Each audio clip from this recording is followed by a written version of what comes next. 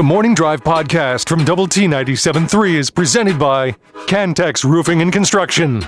I'm Mike Hebert, owner of Cantex Roofing and Construction. Every day is game day, and we'll get it right when it comes to your roofing, construction, windows, and mirrors. Call Cantex Roofing and Construction today. Together, we are one serving you. Good morning with Jamie Lent and Jeff McGuire. I'm Chuck Heinz. It's just a few days before Christmas.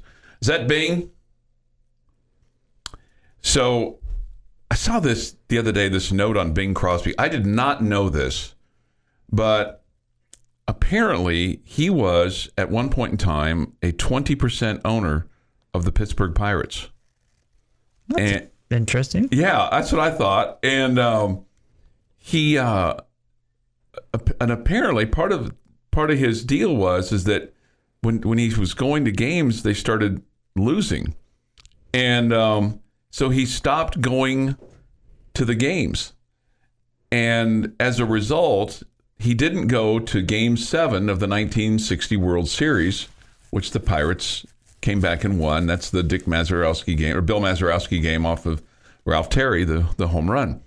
But he arranged to have a special film of the game done, and it's the only copy of a full inning, 9-inning games of that particular game. Would not have been done if Bing Crosby hadn't felt like he was a bad luck charm for the Pittsburgh Pirates, and it was called like a myopic or something along those lines. Just that it was the type of film or whatever that was available at the time. It wasn't videotape, and it wasn't true film.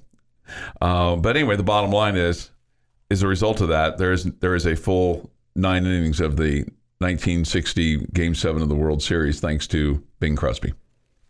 That's cool. So that'll give you a little, conversation starter as you're, going about your parties and family gatherings this weekend. Not a good result for the Lady Raiders in Maui last night, or really the last couple of nights.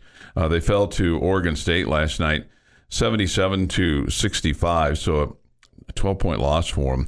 And again, and this has been a problem even in some of the games that they've won handily, of not being able to get off to a good start. And again, last night that was the case. They get out and they trail early, and against teams that you should handily beat, it's hard to spot teams 10, 12, and in this case, it was a 13-point lead at the end of the first quarter. And even though they closed the gap a little bit and got it down to, I guess, at one point in time, it was, 6 points or something like that, 21-16, 5 points. They had to go on an 8-0 run to start the second quarter to get within 5, but then they answered with a 10-0 run of their own, which we know, in basketball, you're going to have, it's a game of runs. Mm-hmm. But they weren't able to protect the paint last night. They gave up 28 points in the paint and only scored 18 on their own, and then didn't shoot well at all from beyond the arc. Texas Tech was 3 of 15 from beyond the arc last night, and you can't get outshot from beyond the arc and expect to win ball games. Oregon State was 11 of 25 last night. They did. This is a crazy number. Tech only had 8 turnovers last night, which is, I don't think it's a season low, but it's pretty close to a season low, and then scored 33 points off of Oregon State's 24 turnovers. Yeah, the difference in the game was the 3-point shooting. No doubt. I mean, one team makes 11 out of 25, and one makes 3 out of 15. So, I mean, that's a huge difference. Huge difference. 8 more threes than you made. Shot it at a high percentage, and you shot it at an extremely low percentage. Yeah, and they make 4 more field goals, and 4 times 3 is 12, and 77 minus 65 is 12. So yeah, you can't have that. So their next action will come up a week from tomorrow at Houston for the start of Big 12 play. Mm-hmm. So a little bit of a stretch for them. They'll travel back from Hawaii today and get in tomorrow, and then scatter off to their various locations for Christmas, and then reconvene and see if they can kind of put it back together and see where it takes them from a standpoint of, okay, now you got to get ready for Big 12 play and see what you can cobble together there, and see what, because now the second season, the real season, however you want to go that. And I think really the thought was, man, go to Hawaii and try to split. I mean, obviously trying to win two, but I think the thought was, could you beat Tulsa and then take a run at Oregon State, and unable to beat Tulsa and unable to beat Oregon State. So yeah, and the scary thing is that Tulsa lost to TCU by 32. Yeah. So yeah. I mean, that's that wasn't the trip that we were hoping for the Lady Raiders. So no. Just last night, I mean, we talked about the poor shooting, but just didn't get a lot of contributions. As far as offensively, you had Maupin and Shavers, and really nobody else even close to double figures. You got to get more production from some other guys. Freelon had 7, and Enrique, I guess, had 8. So, and those two were, they were factors, but you just got to have a little bit more. But you kind of look at just some scores from Big 12 play last night, and these are all ranked teams. Baylor with a 25-point win over Providence, and you spoke of TCU, and they had a 40-point win over Omaha. And TCU's undefeated, correct? Yeah, and they're ranked 25th in the country. Mm-hmm. They turned over their complete roster, and Texas is ranked 5th, and they've had a 53-point win over UT Rio Grande Valley. Nice. So it is going to be extremely difficult in the Big 12 this year. So you got to figure out how you're going to, like I said, win eight or nine ball games tonight or this in the Big 12. So we'll see. We'll see what transpires. Texas Tech and UT Arlington. What was your take of the Vanderbilt game last weekend? I thought pretty crisp play. I mean, dominating win. Put your foot on the gas and never really let them in the game in the second half. Yeah, I didn't think Vanderbilt was going to be much of a challenge, and that proved to be the case. I loved how we got off to a good start, and love that Pop got going shooting-wise, which I feel like is, kind of important for this team to take that next level, so to speak, because, I think we've seen some really good things, but I think we know that they can be better once Pop starts really getting going from the outside, and he's been contributing and doing good things for you, just hasn't had that three-point stroke going, and boy, he got it going early on, and that just kind of kick-started the Red Raiders. So, it feels like the forgotten game because it was being played at the same time as the bowl game, or right around that time. And but I think it was a nice win for the Red Raiders, and against a decent team. I just looking at their schedule and who they had beaten and who they had lost to, and not a great team. So. Good win, but still anxious for conference play to get here. Sure, right. And kind of see when you're hoping that you don't, kind of play down. Not to speak disparagingly of UT Arlington, but I mean, let's face it. I mean, this is you're kind of battling Santa Claus a little bit today. Just not trying to, check your bag for your flight today at. Before 1 o'clock or before 3, so you just want to make sure that you kind of get in there and take care of your business. And yeah, but UT Arlington's battling the same guy, right? He comes to their house too. He does. Mavericks get presents. I think as well? I said Mustangs earlier, but Mavericks, yeah. Mavericks, Mustangs. I mean, what's the difference? Yeah, they're close. They're both horses. Yes. So yeah, I'm sure they're kind of facing the same thing, but I mean they have to travel a little bit more than what the Red Raiders do. I mean they leave from here and go back to Arlington and then scatter. True. Okay, so the Red Raiders get to scatter after this, and you just got to make sure that you got everything focused, and kind of just say, okay, here we go. You can get through the next several hours here, then you can go have a couple of days off, and then reconvene after Christmas and get ready for a couple of games. They have a New Year's Day game. I heard you the other day looking for something to do on New Year's Day, a tennis match or something like that. But there's a basketball game too. It's not much of one. I'm looking for something to do. Well, I heard you talking about, if somebody asked you about, if you're going to watch the bowl games, you're like, well, if there's a tennis match that comes up, then that you would take the tennis match over a national semifinal game or something like that. But But I was just offering up the basketball game too, if you wanted. Against Cupcake you. Yeah. Seen that story before. The Morning Drive podcast from Double T 97.3 is presented by Cantex Roofing and Construction. Thank you for being with us today. Thoughts, comments, Yates Flooring Center chat line. Go to doublet973.com for that, or the mobile app. Visual Edge IT hotline is open too at 806-771-0973. Do you have anything to put together this year? No, I do not. Okay, does that disappoint you? I mean, you seem like you're a guy that kind of likes to have, follow instructions and, complicated things to put together and stuff like that. Does Jamie have a workshop that, like, if there's somebody out there that is just, frustrated and can't put together the Barbie playhouse or the bicycle or something like that, that you would swing by? I'll be happy to help. Lend your talents. Okay. I don't know about talents. I don't know if that's the right word, but sure. Okay. I can read directions with you. You can read directions with no. It's okay. All right. Mm-hmm. That is it's no shock to you. That's not a skill set that I have. It's reading, following instructions. Well, you're doing it wrong. Because Santa puts my presents together. Ah, gotcha. I don't know what your problem is. Gotcha. Right. I don't know what you did to upset Santa, where you've got to put your own presents together. Sure. But he puts mine together for me. There have been years when Santa's left me a note going, "Hey, you were just good enough to just get this. Okay, you got to figure it out for yourself, right?" Got to figure it out for yourself. We'll have lots of hoops on the air for you today. Liberty girls and boys, they take on Idalou. That'll be at 3:15. Boys to follow about 4:30. That'll be on 93.1 Texas FM. We'll have Saints and Rams tonight on 100.7 The Score. And then also at 6:30 tonight, the Boca Raton Bowl, and that will feature Syracuse and South Florida tonight. And that'll be here on Double T 97.3.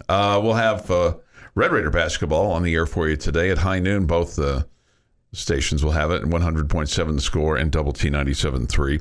So that'll be at noon. 1 o'clock play-by-play today from United Supermarkets Arena. I was thinking about this the other day with regard to the NCAA, and there was an announcement yesterday that Michigan has received notice of allegations from the NCAA regarding violations by the football staff during COVID for recruiting dead period. Now, the head football coach, Jim Harbaugh, faces a level 1 and the school 4 level 2 violations. And I was trying to think, when did the NCAA lose its teeth? I mean, it's like the person that has to use, they don't even have dentures. And it used to be that, like, if the NCAA gumshoes were stumbling around your campus, it was like the fear of God put into fans and administrators and coaches and everything like that. And anymore, the NCAA has basically not even a bark, let alone a bite. It's sad. It does feel like, I don't know, I feel like about, right around COVID, the NCAA just gave up. They just gave up. Yeah. It feels like, everything was about, the fear of litigation. Mm-hmm. That, hey, we just have to let the athletes do whatever they want to do. And so we don't want to put in place any rules that are going to hold them back from anything.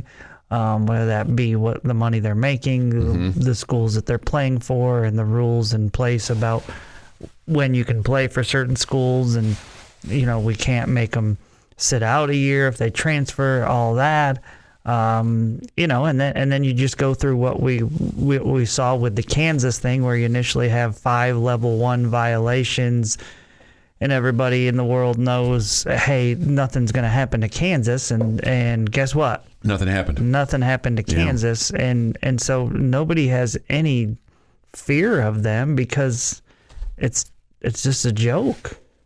Yeah, no, it is, and maybe the last one to really get the bite of the NCAA was Oklahoma State. Do we feel that Michigan is going to get hit harshly? No, I don't. no, No. no. I don't either. And like I said, I mean, it's just kind of interesting to me because it used to be this way, that the NCAA, I mean, they had supreme power, and that has been just chiseled away and whittled away to where now they have basically no authority, to the point where people are going, we need a football commissioner. And I don't know if that solves anything or not. Having a quote football commissioner, are you really going to secede power to one person to serve over these Power 5 schools and even the group of five or however that works? I see where Chip Kelly, the UCLA coach, who basically he needs to focus more on his football team and recruiting than trying to solve the woes of the NCAA football problem, but suggesting that, hey, we just have one conference. I mean, it's a novel idea. I mean, he's probably not wrong in some aspects of it. I do think we should get to a point where you have football over here and then all the other sports in their respective conferences.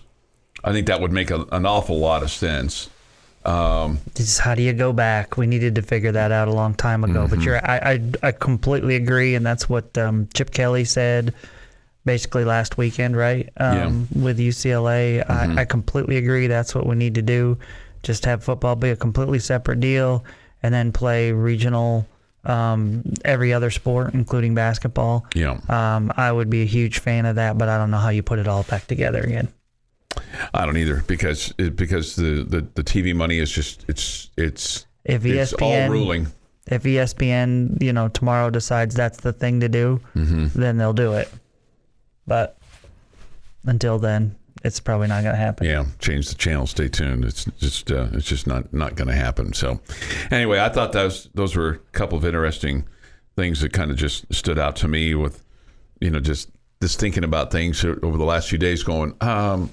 When did the NCAA, because it used to be when the gumshoes were on campus, it was like the fear of God was put into everybody, because it was so secretive. It was essentially the CIA is what it was, because you never knew who they were or what they were going to do or what they were going to find. And then when they came out with their ruling, it was like with an iron fist, and there wasn't any ifs or ands or buts about it. But that doesn't really happen anymore. Somebody says this. I thought Kelly made a lot of sense. Yes, absolutely. Yeah.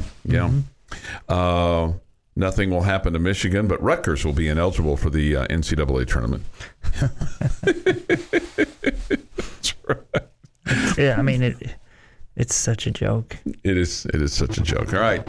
Your daily dose of sports and fun. This is the Morning Drive Podcast from Double T 97.3, presented by Cantex Roofing and Construction. Jamie Lent and Jeff McGuire. I'm Chuck Heinz. Great to have you with us. You can participate on the Yates Flooring Center chat line. Go to the Double T 97.3 mobile app. It's presented by Happy State Bank. Visual Edge IT hotline is open too. So I brought out a couple of recruiting classes from the past, okay? Okay. And one of the things that Coach McGuire said about his first class, this is from December the 15th of 2021. I think I asked him, the question was, how will you know this is a success? And basically, if 60% of the class contributes to your football team. So, so it's not real high, 60%. But then when you start looking at some of these names and go, it's a lot of names that still are not familiar. Okay, Joseph Adedire is on this list, but now he's in the transfer portal, so got to kind of take him out of that list. Ben Roberts was on this list, and he was a huge contributor for your football team this year. Massive. But then, and Bryson Donald is on this list. Not massive contributor, but a contributor. But then you have a bunch of names that I'm still not familiar with. So I would say that the 60% from the first group, you didn't get there. That doesn't mean that you haven't been successful in what you've been trying to do. It just means that you bring these guys in and you feel like that they're, going to be able to jump to this next level here of Division I college football, and they don't always all make the transition, right? Jalen Peoples is on that list, and among others. So then I looked at a list from... Did a Dateray go in yesterday? Am I wrong? I may be wrong. I thought he was in the portal, but I may be. No, it's Josiah. Is it Josiah Pierre that's in the? Josiah Pierre. Josiah Pierre. Okay. So my apologies. Thank you. My apologies. So Dateray is still with you. Is Baron Morton in the transfer portal? He is not. Just have to ask that question now. He is not. He is not. He is still not. Okay. How about that? He is still not. He is still not. Okay. But thanks for. Man, you scared me there, Chuck. I'm sorry. I don't mean to. You had some inside info. No. It's just it's bad memory is what it is, or getting those two for whatever reason. Josiah Pierre and Joseph Dateray are kind of became like the same person for me because their first name starts with J. Yes, something along those lines. All right, so then I pulled out 12, 16 of 20. This is a Matt Wells class. Okay, this is basically for the 2021 season. So here's who's on this list. Jerand Bradley. Didn't exactly work out. He is in the transfer portal. Baron Morton is on this list. He's your starting quarterback now. Yes. Yeah, I just go back to the first one. I mean, you got one great season out of Bradley. Yeah. Didn't work out as well as you would hope for, and it looked like it was going to, but... At least you got one really good season out of him. Mason Tharp's on this list as well. And Cameron Valdez is on this list as well. And in this particular case, this was a year where in the December signing period, you signed 10. So you go from 10 on 12-16 of 20 to 23 on 12-20-23. In terms of the early signing period. Okay. Mm-hmm. And then the 2020 signing class, this is from December 18th of 2019. Taj Brooks, signed by Matt Wells. Mm-hmm. Ethan Carday, signed by Matt Wells. These are names that stand out to me. Loic Fungi. And is he staying or going? I guess he was in the portal. He caught a touchdown pass for you in the bowl game. The last I heard, he's still in the portal. Still in the portal. I don't know if you're inside information that you got on the portal, guys. But Cameron Valdez is out of the portal. Yes, I knew that. He is. Yeah, I knew that. Decided to stick with the Red Raiders. And he's now since gone, but Krishan Merriweather was on that list. But another guy that was on this list from 2019, Caleb Rogers, the offensive lineman from Mansfield, who is coming back for another year. Mm-hmm. Donovan Smith was on this list from that year, and then J.J. Sparkman, who's in the portal, was on that list. Another guy from 2020, maybe it's 20. Oh, this is going to go back to 20. So now the 2019 list from February 6th of 2019. Again, this is a Matt Wells class. Tony Bradford, he has turned out to be good one. Very, very good for you. Great one. Jonathan Garibay, who he's gone. He got a great year out of him. Mm-hmm. Will forever be loved for a 63-yarder. Right. Austin McNamara is on that list. And then great one. Tyreek Matthews is on that list as well for Texas Tech. Mm-hmm. So, again, you start... Hey, you said it. Tied at 38, I knew 3 you were gonna seconds do to go, this. 62-yard You were the one that try. said it. Garibay has his foot into it. It may be long enough. It is good! It is good! It is good! Jonathan Garibay has won the game with a 62-yard field goal!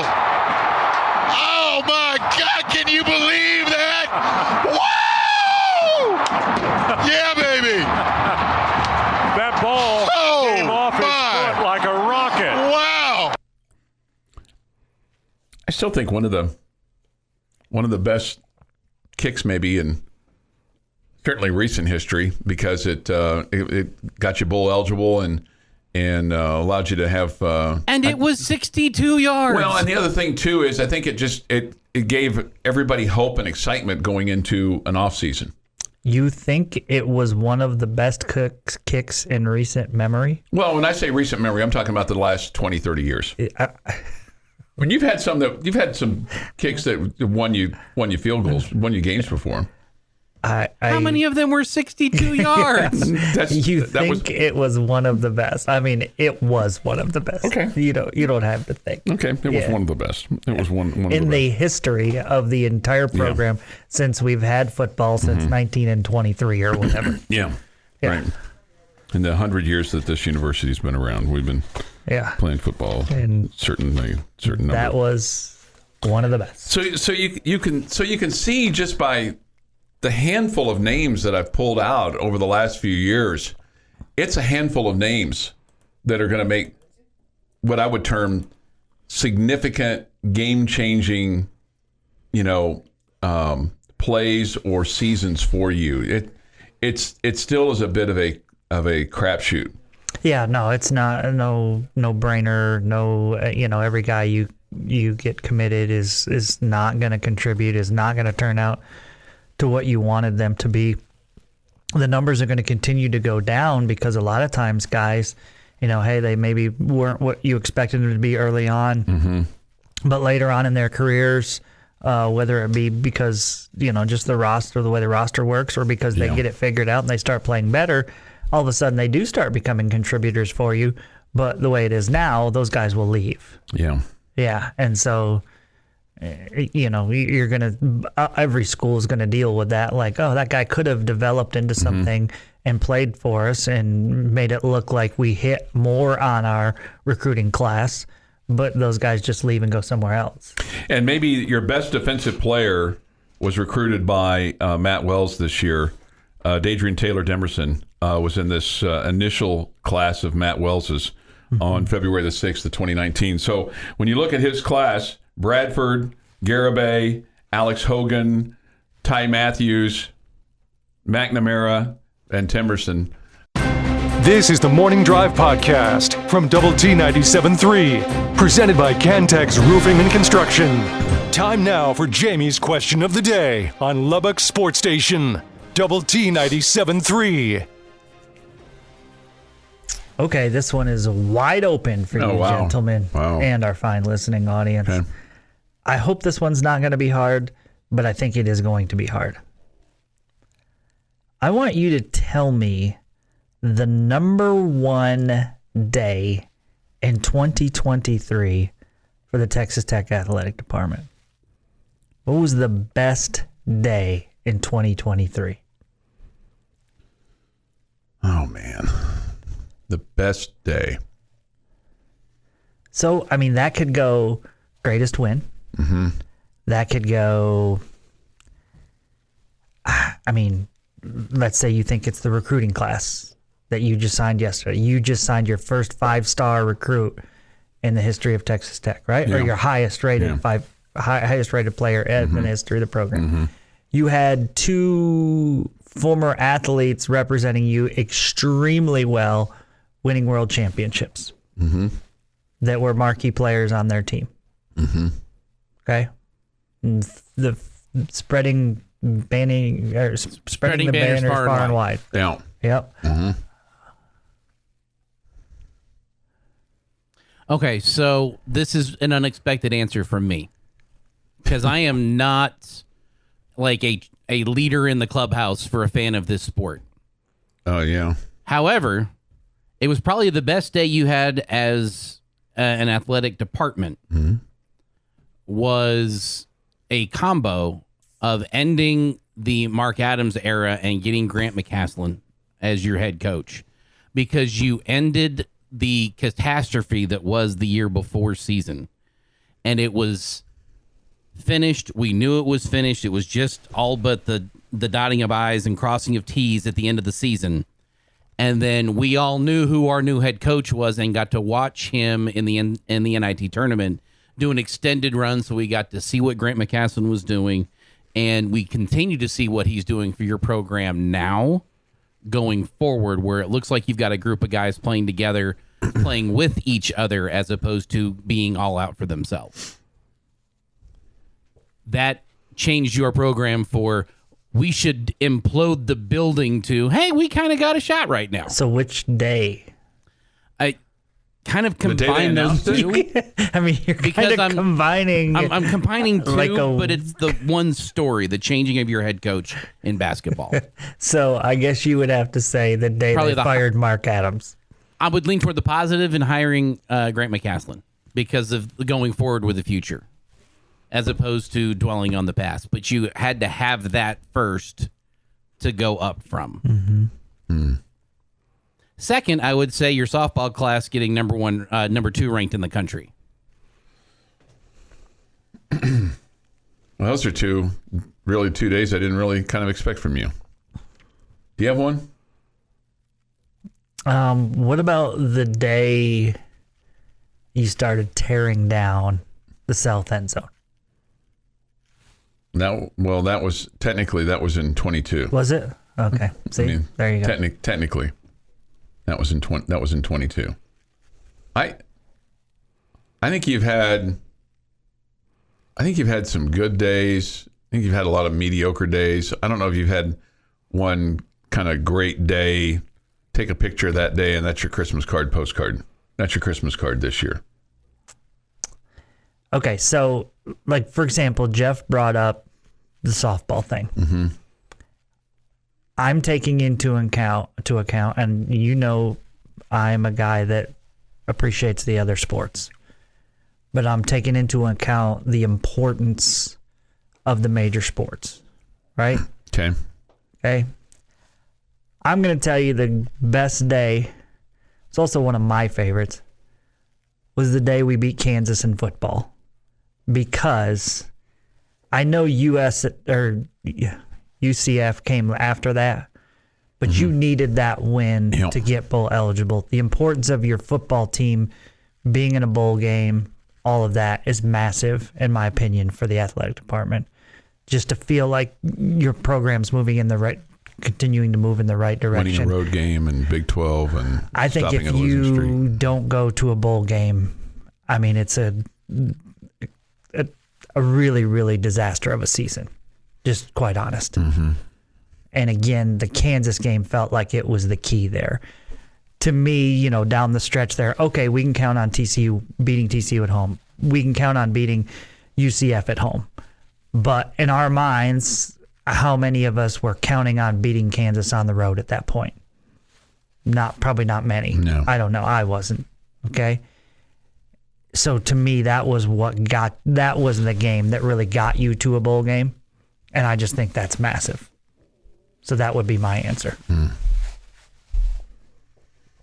I guess a couple of days that just kind of pop out to me, and look, I can't break down Texas Tech soccer, but that last second win against Texas was one of the highlights of the athletic calendar. I would say that's the best game of the year. Okay, like the biggest exciting moment. I just don't think it was the most important for the athletic department. I don't disagree with you on that. I would tell you the game I probably had the most fun at from a football standpoint was Central Florida. Just because our grandson went to the game with us. Okay, so that doesn't help the athletic department at all. But just me. You asking? Hey! It helped a little. He bought a ticket. Yeah, you're asking me personally. What game? So, the other thing I might take the combined aspect of. Can I take the combined aspect of the Mahomes Super Bowl, the Ludwig Hebert winning Ryder Cup, and Josh Young winning a World Series? Can I pile? I can't get two things in the same sport that were like a week and a half apart. Yeah. No. Yeah. You can't get three different athletes in three different sports over a 2-month window. I think Jeff's answer is a really good one too. The first one, you're hoping. You're not certain yet, But you're hoping that was a big turn from, just the embarrassment that was what was going on compared to what you feel about the program now. At least I'll speak for myself. So I think that one would be high on the list, and I think that was a really good answer, Jeff. And I'll just say this, and you're going to hate this answer.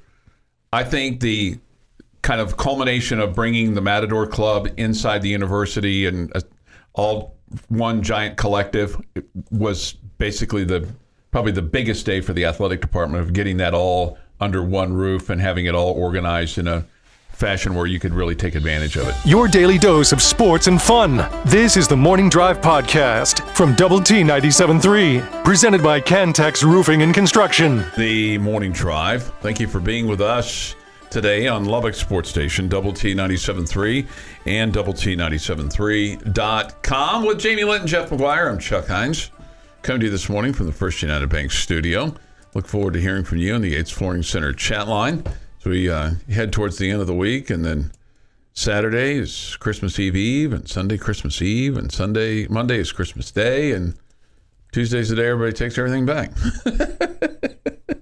Not as much anymore, I don't think, because it's hard. It's harder to. Does the Amazon guy come by and pick up stuff off the porch? I don't think so. You can take it to a store. I know. I was kind of being facetious. Oh, okay. Because back in the day, you would go to your friendly Kmart or Sears or Walmart. I guess Walmart's still in business to a degree. Anyway, to a degree, yeah. I don't know, man. Looks like they're thriving in pretty much every city in America. Probably so. There's lots generally full. Let's see here. This from the Yates Flooring Center chat line. Can we have a 12 Days of Chuckmas where you have the top 12 goofy sound bites of the year, maybe next year? How do you limit it to 12? That's what Jeff said, right? I can't remember which ones were this year and which ones were previous years. Clearly, I couldn't even remember when we started tearing down the south end zone. That was close, though. They all kind of run together, don't they? I like the once a month fired up, passionate JL. Okay. I know I'm an old fuddy-duddy, okay? I get it. There's a couple different things. First off, if there had been a racial term used by that coach, he's done, right? Yes. Okay? He's done. Yes. He is done. Calling other student athletes pieces of blank, is that so much better? Is it better? Because he's not including racist. Yes. I'm telling you, both are terrible. It's both bad. extremely derogatory, no question. Both are terrible. Yes. What he called those student athletes. Yes. Yeah. Okay, that is so incredibly wrong. If you want to call them terrible players or whatever way you do it, it's nice to finally beat those guys or what something. I mean, you can call them losers, call them just whatever. Yeah. But to use that term and to act like he should face no punishment, I mean, in my opinion, North Carolina State absolutely has to do something. Okay, I called coach to apologize. I'm sorry, dude, but there are some things you can't apologize for. Yeah. You absolutely cannot. And I will also say this, okay? I'm probably more of an old school soul, right? Would you agree with that? Sure. Okay. Yeah. How many times in the history of ever have we heard coaches, especially old school coaches, say, yeah, that's between me and my players? Okay. Well, it used to be all the time you'd hear that. Whether it was, a kid messed up, and so what would you say to this kid? Or what'd you tell your team after the game? Or, what's this punishment for this kid for not going to class? Whatever. That's between me and my team. That's between me and my team. And to me, there's something about a relationship with coaches and players that are in that locker room, okay? It's their foxhole, so to speak. And I, for one, don't love that we now are allowed in there. And I'm sure there are a lot of fans that love those speeches. But I feel like that's a sacred thing between coaches and players. And we really shouldn't be allowed in there. And that's their world. And until, like, they've earned the right to be in that world, and we haven't. And so, like, I don't think coaches should be presenting these things to the world. I think that should be them and their team celebrating together. And when you all of a sudden want to put that out there to everyone else, then I start thinking it's an act. It's a show.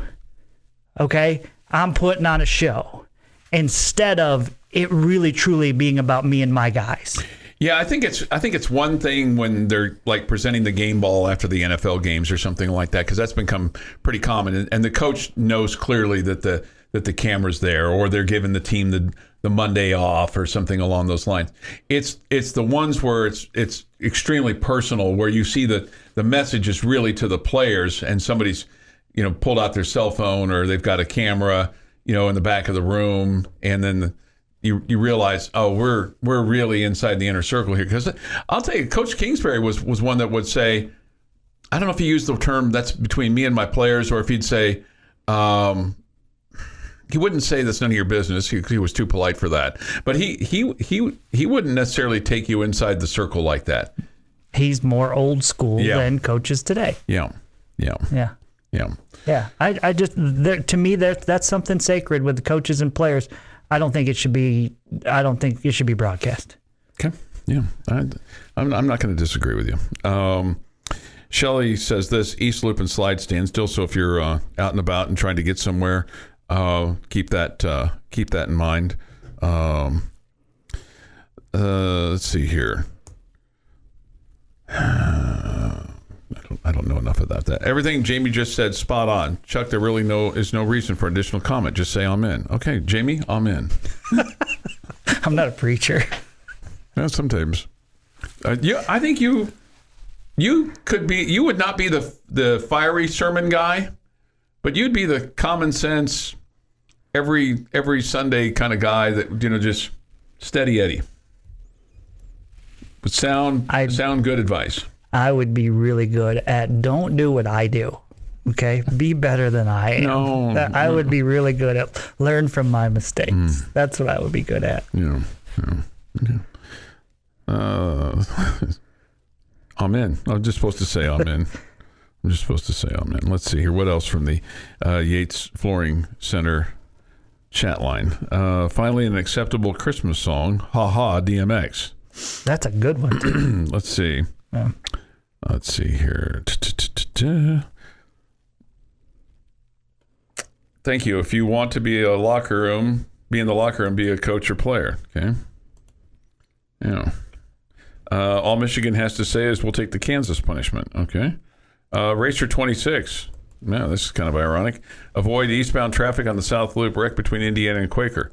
Traffic was stacked up almost a slide. That was from 20 minutes ago, so it's probably even worse now. Okay. This has been the Morning Drive Podcast, presented by Cantex Roofing and Construction. Check out our library of Double T 97.3 podcasts at doublet97.3.com.